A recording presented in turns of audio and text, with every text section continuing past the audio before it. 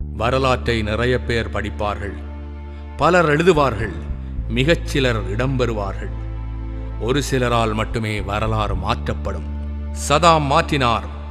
வாழும் பொழுது அரை நூற்றாண்டு காலம் பேசப்பட்டவர், கொல்லப்பட்ட பிறகும் உலகம் இருக்கும் வரை பேசப்படுபவர், புரட்சியின் மூலம் ஆட்சியை பிடித்தவர், படையெடுப்பின் மூலம் ஆட்சியை இழந்தவர், அநீதியினால் கொல்லப்பட்டவர். சதாமை பதுங்குகுழியில் மயக்கவாயு கொடுத்து நிராயுதபாணியாக கைது செய்து சிறை, வழக்கு, தீர்ப்பு, தூக்கு என்ற திரைக்கதையை வெகு சீக்கிரமே எழுதி முடித்து விட்டது அமெரிக்கா. தூக்குக்கான காரணம் சதாமை கொல்ல முயன்றவர்களை அவருடைய பாதுகாப்பு படைகள் சுட்டுத் தள்ளியதாம். உலகில் சர்வாதிகாரிகளாக இருக்கட்டும், ஜனநாயகவாதிகளாக இருக்கட்டும், தனக்கு, தன்னுடைய அரசுக்கு, தன்னுடைய தேசத்துக்கு எதிராக செயற்படுகின்றவர்களை கொல்லும் வழிமுறையைத்தான் சதாமும் கையாண்டார். வழிமுறை சரியற்றதென்றாலும் சதாம் மட்டும் இதற்கு விதிவிலக்காயிருந்திருக்க முடியாது என்பது மட்டுமே உண்மை. சதாம் வீழ்ந்த பிறகு ஈராக்கில் பேரழிவு ஆயுதங்கள் இல்லை என்பது மட்டும் உலகுக்கு தெரியவில்லை. பல்வேறு இனக்குழுக்கள் கொண்ட நாகரீகத்தின் தொட்டிலான ஈராக்கை ஆள அதிபர் சதாமால் மட்டுமே முடியும் என்பதும் தெரிய வந்தது. சதாம் ஈராக்கிற்காக நிறையவே செய்தார். ஷியா, ஷன்னி, குர்து, பஸ்ரு என பல்வேறு பிரிவுகளாக இருந்தவர்களை ஈராக்கியர்களாக்கினார். கல்வியை கட்டாயமாக்கி யுனெஸ்கோவிடமிருந்து பதக்கங்களையும் பாராட்டுகளையும் பெற்றார். சுற்றியிருந்த அரபு நாடுகளின் மன்னர்கள் தேச உடைமையான எண்ணெய் வயல்களை தங்களுடைய குடும்ப சொத்தாக்கி வைத்திருக்கும் பொழுது சதாம் மட்டும் அதை தேசியமயமாக்கினார். பாலங்களை கட்டினார், பளபளப்பான சாலைகளை அமைத்தார், புது புது தொழில்நுட்பங்களை ஈராக்கினுள் கொண்டு வந்தார். நாடு முழுவதும் முதியோர் இல்லங்களை அமைத்து முதியவர்களுக்கு வாழ்வு கொடுத்தார். பெண்களின் சமூக நிலை முன்னேற்றத்திற்கு விதை விதித்தார். தெருக்களை சுத்தமாக வைக்க, மக்களை விழிப்புணர்வூட்டுவதற்காக தானே துடைப்பத்தை தூக்கி இருக்கின்றார்.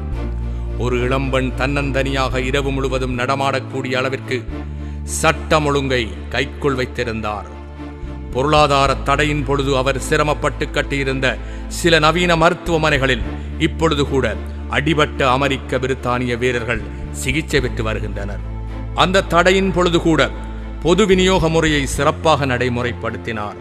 ஈராக்கின் பாதுகாப்பு பலத்தை அதிகப்படுத்தியதன் மூலமாக தன்னை பற்றியும் ஈராக்கை பற்றியும் தன்னுடைய எதிரிகளுக்கு அச்சம் ஏற்பட வைத்தார். இவற்றையெல்லாம் ஈராக்கிற்காக இதய சுத்தியுடன் செய்தவர் அமெரிக்காவையும் ஈராக்கிற்காகவே ஆதரித்தார், ஈராக்கிற்காகவே எதிர்த்தார்.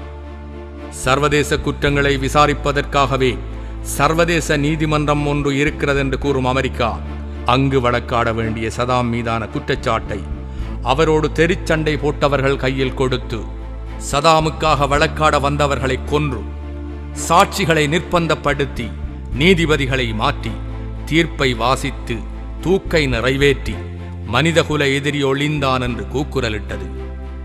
பேரழிவு பொய்யை மறைக்க சதாம் மனிதகுல எதிரி என்ற பொய் அமெரிக்காவிற்கு தேவைப்பட்டிருக்கிறது. 2006ஆம் ஆண்டு டிசம்பர் மாதம் 31ஆம் திகதி ஒட்டகத்தை அறுத்து தியாகத் திருநாளை கொண்டாடியிருக்க வேண்டிய சதாம் தியாகியாகவே ஆகிவிட்டதுதான் பெருமிதம்.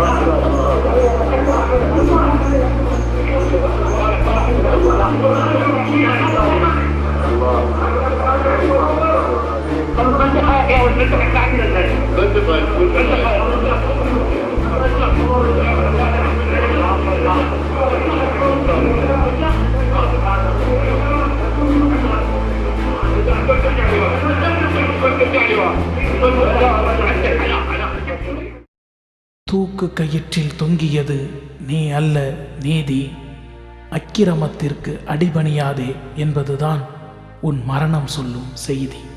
ஜனங்களை கொன்று ஜனநாயகம் காப்பவர்கள் விசாரித்தார்கள் உன்னை, ஆக்கிரமித்தார்கள் உன் மண்ணை. எல்லாவற்றிற்கும் காரணம் என்னை. உனக்கு தரப்பட்ட தூக்கு அது திருடர்களே கூறிய தீர்ப்பு.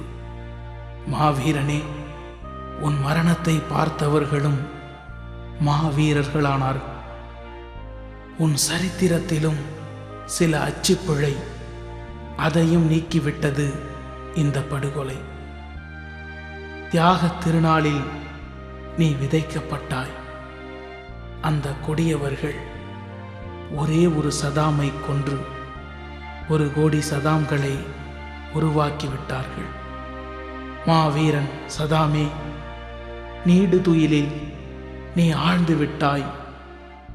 ஆனால் உன்னை கொன்றவர்களால் இனி தூங்க முடியாது.